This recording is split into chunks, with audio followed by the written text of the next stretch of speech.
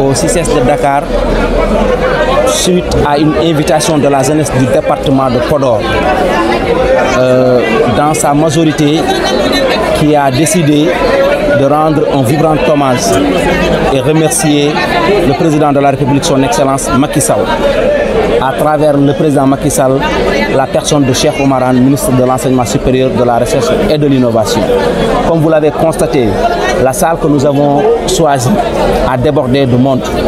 La salle n'a pas pu contenir l'ensemble des participants qui sont venus témoigner leur gratitude, leur reconnaissance à l'endroit du président et à l'endroit de notre leader, Dr Cheikh Oumar Anne. Ce qui justifie cette manifestation, c'est tout simplement après avoir constaté depuis quelques années l'engagement de Cheikh Oumar Anne auprès de la jeunesse, ce qu'il est en train de faire pour la jeunesse du département de Podor, en termes de création d'emplois, en termes de promotion. Et cerise sur le gâteau, il a décidé, à l'occasion de ses investitures pour les élections du 31 juillet 2022, de choisir un jeune qui va représenter toute la jeunesse du département de Podor. Ce choix a été accepté par le président de la République en la personne de Habiba, première adjointe au maire de Guédé-Santhie. Nous avons décidé ensemble avec les autres investis, Harouna Gala Diallo et Oulematou Anne de Demet, de venir dire Cheikh Oumar Anne merci pour avoir osé porter la voix des jeunes. Merci pour avoir demandé au président de la République de changer par rapport à l'attitude qui existait dans le département de Podor. Merci d'avoir dit qu'il est temps quand même qu'on inverse la situation, que ce ne soient pas les mêmes personnes qui en tout cas se restent sur les mêmes situations, alors qu'il y a des jeunes qui sont ambitieux, qui ont les capacités, qui peuvent faire bouger les choses.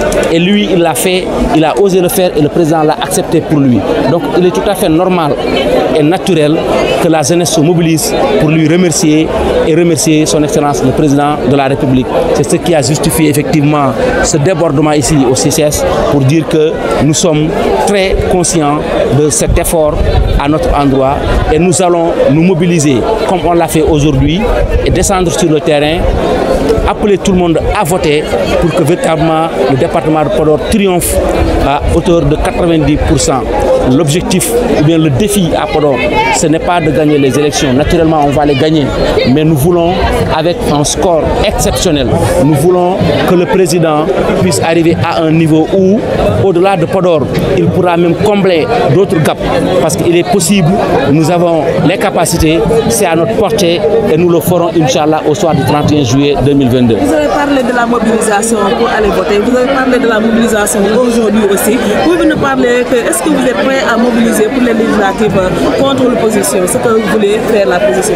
Effectivement, nous allons nous mobiliser contre l'opposition. Vous savez, aujourd'hui, l'opposition sénégalaise, elle est désorientée.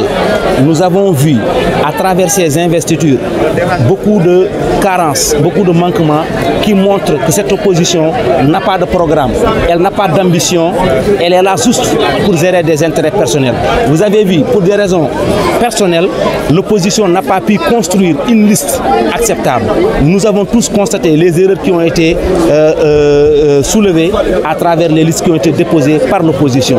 Cela montre à suffisance qu'à un moment donné, ils ne se souciaient plus de l'intérêt du pays. Ils n'ont plus un programme, mais c'est des problèmes de positionnement qui ont conduit à ces erreurs-là. C'est pourquoi nous appelons les Sénégalais à se mobiliser et à comprendre qu'aujourd'hui, l'intérêt de notre pays, c'est d'être avec Macky Sall, de l'accompagner et de lui donner une majorité. C'est nous, les Sénégalais, qui avons fait l'option de réélire le président Macky Sall.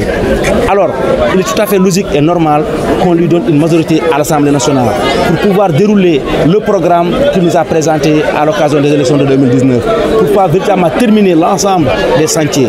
Parce qu'on n'a pas envie de se retrouver dans une situation où on va vers des blocages, où on va vers une assemblée qui ne répond pas en tout cas à nos attentes et qui fera face au président de la République pour être dans des conflits. L'État du Sénégal a aujourd'hui besoin de stabilité. Nous avons pu quand même à un certain moment décoller par rapport à la situation économique, au contexte international.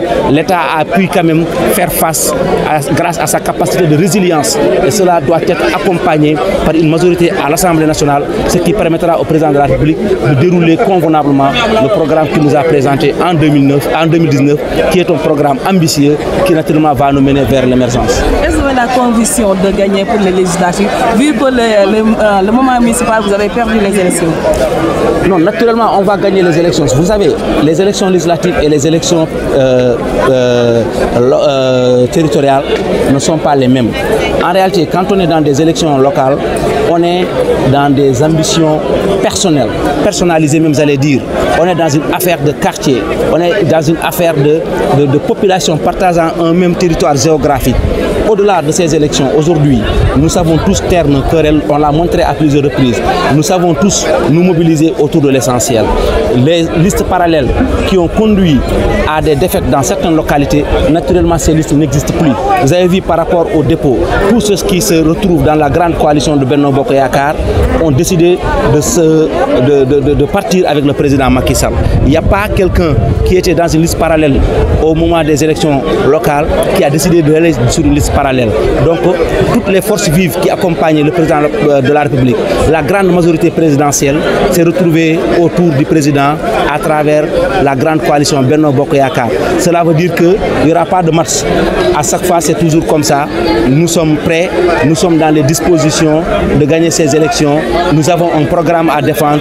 Nous avons véritablement de quoi montrer les Sénégalais parce que le président de la République l'a fait, il l'a démontré et il a réalisé dans ce pays effectivement des choses qui font que les Sénégalais sont conscients que leur intérêt, c'est de continuer à donner à Macky Sall la majorité pour que véritablement il continue de dérouler le programme qui nous a été présenté à l'élection présidentielle de 2019. Pour terminer l'entretien, présentement le président de la République par la crise à ce moment.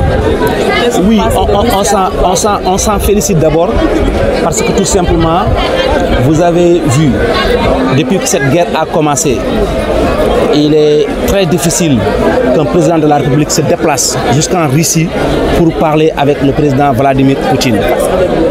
Vous avez constaté que ceux-là qui ont eu cette chance d'aller en Russie n'ont pas eu l'occasion de s'asseoir sur une même table avec le président Vladimir Poutine. Mais Macky Sall, de par son leadership, de par sa position en tant que président de l'Union africaine, président en exercice de l'Union africaine, ce leadership international a fait qu'il a été accepté et reçu dans des conditions pour lesquelles aucun président n'a eu cette chance pour le moment. Nous estimons que Vladimir Poutine a reçu Macky Sall en fonction de son niveau, en fonction de ses capacités, en fonction de son leadership sur le séquier international. C'est un honneur pour le Sénégal, mais c'est un honneur pour l'Afrique. Il est parti porter le message de l'Afrique et non le message du Sénégal. Et je pense que son message a été bien écouté. Il est parti en médiateur. Mais au-delà, le président de la République a, depuis le début de cette guerre, fait le choix de dire que l'Afrique ne peut pas être une marionnette. Dans des situations pareilles, on ne peut pas nous embarquer dans des positions qui ne nous intéressent pas. Ce n'est pas parce qu'on est allié ou partenaire d'un tel État que quand il y a une guerre, on doit se positionner. Il a décidé de dire que véritablement aujourd'hui, l'Afrique, sa position, c'est la neutralité. C'est aider à trouver des solutions qui vont permettre de dépasser cette crise. Et au-delà, dans le message qu'il a délivré également à Vladimir Poutine, il a montré que malgré la guerre, il faut permettre quand même des couloirs humanitaires qui vont aider à certains pays comme l'Afrique en voie de développement de pouvoir disposer de cette matière première sans laquelle nous allons plonger inévitablement vers une crise. Donc c'est un message fort, c'est un message courageux et il a eu le courage de le porter. Nous nous en félicitons en tant que Sénégalais, en tant qu'Africains également. Je vous remercie. Merci beaucoup. Merci beaucoup.